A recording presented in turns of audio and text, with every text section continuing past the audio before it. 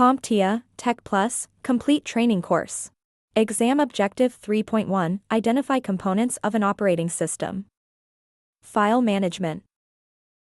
In the world of information technology, understanding file structure is essential for organizing and managing data efficiently. Think of it as the blueprint that guides how information is stored and accessed on our computers. Imagine having a huge pile of papers without any order. It would be impossible to find what you need quickly. Similarly, without a file structure, our computers would become chaotic, making it challenging to locate and manage data effectively. To provide some sense of order, our computers organize data into files and folders. So let's define files and folders and see how they work to bring order to our data. A file, in the context of information technology, is a digital container that holds data such as documents, images, videos, or any other type of information. It could be your essay for school, a picture from your last vacation, or even a program that runs your favorite game. Imagine files as individual pieces of a jigsaw puzzle. When they are organized and put together correctly, they create a complete picture, enabling your computer to perform its various tasks. Without files, there would be no data to work with, and your computer would be nothing more than a lifeless box. Now, let's talk about folders, also known as directories. A folder is like a virtual container that helps you organize your files in a logical manner. Think of folders as your file cabinet, with each drawer containing related documents. You can have separate folders for work-related files, personal documents, pictures, or any other category that makes sense to you. Organizing files into folders not only keeps your data tidy, but also makes it easier to find and access specific information when needed.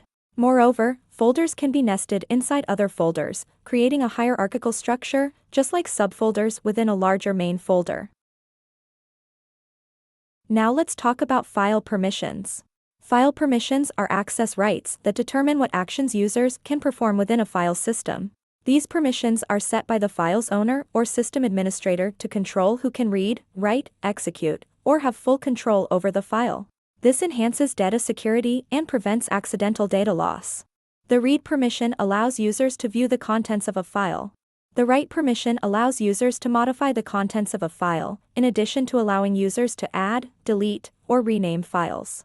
And the execute permission allows users to run a file if it is an executable program or script. Last, full control is exactly what it sounds like. This permission provides a user full control over the file. And before we wrap up, there's one more important detail to keep in mind. File systems follow specific naming rules that define how files can be named and organized. These rules determine which characters are allowed or not allowed in a file name. For example, the / is usually restricted, since it's used by many operating systems to separate folders in a path. Including it in a file name could confuse the system. File systems also set limits on how long a file name can be. Some systems allow lengthy names with spaces and special characters, while others keep things short and simple. Even though naming rules might seem minor, they play a big part in keeping files organized, searchable, and accessible.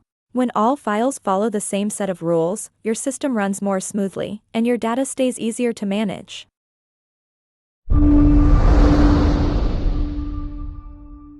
Thank you for watching.